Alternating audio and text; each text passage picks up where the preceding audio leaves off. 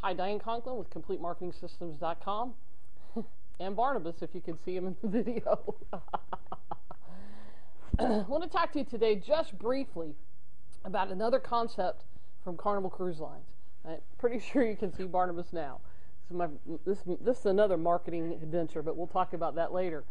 So we talk a lot in business about the upsell, meaning how do you get the next sale? How do you make another sale while you're working on your current sale? So in other words, you've already sold the client something.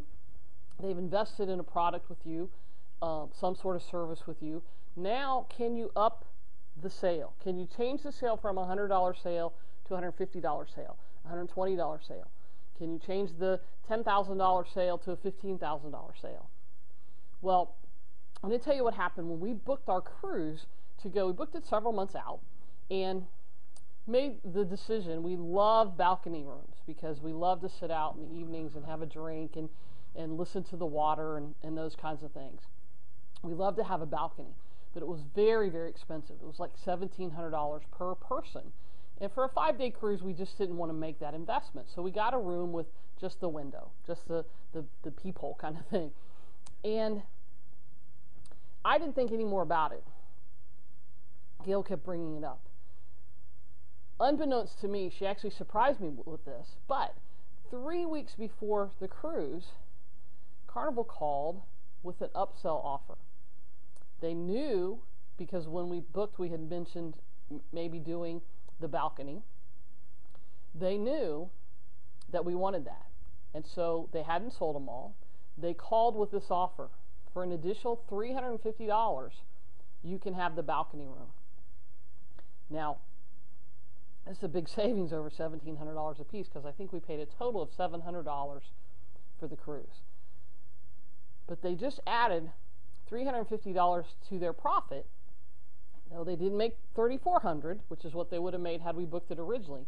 But think about what they did, because we're past cruisers. We'll more than likely cruise again with them. They just gave us a great experience. They treated us special because we got treated like VIPs, which means we didn't have to stand in line, and I love that. We got on the ship right away. We didn't have to stand in line. We go to this beautiful room. Not only was it a balcony room, it was a suite. So it was so much bigger. We had so much more room, and had a refrigerator and glasses and just really upscale sorts of things other than what your typical small cabin has. Now the point is, how can you upsell people, maybe not even at the time of the sale? What if you went back to them a week, 10 days later with an upsell opportunity after they'd had a chance to consume some of your product, after they'd had a chance to get to know you a little bit, to know that they like you and they trust you and that you've got good stuff? Where that number is, whether it's 7 days or 10 days or 2 weeks, I don't know. You'll have to test and find out where your sweet spot is.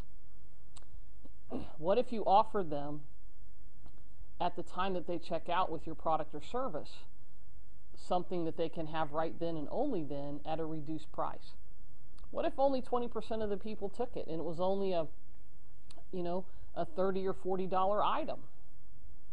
Well, if you got 10 of those a week, 10 of those a month, that's going to start to add long term to the value, to the money that you're making in your business. And Barnabas likes that too. So I want you to think a lot about this upsell idea. How can you incorporate that into your business? And figuring out where people are and when they're most likely to buy from you again. And we'll talk about this because one of the things Carnival does is they try to get you to buy before you leave while you're still having fun on the cruise line.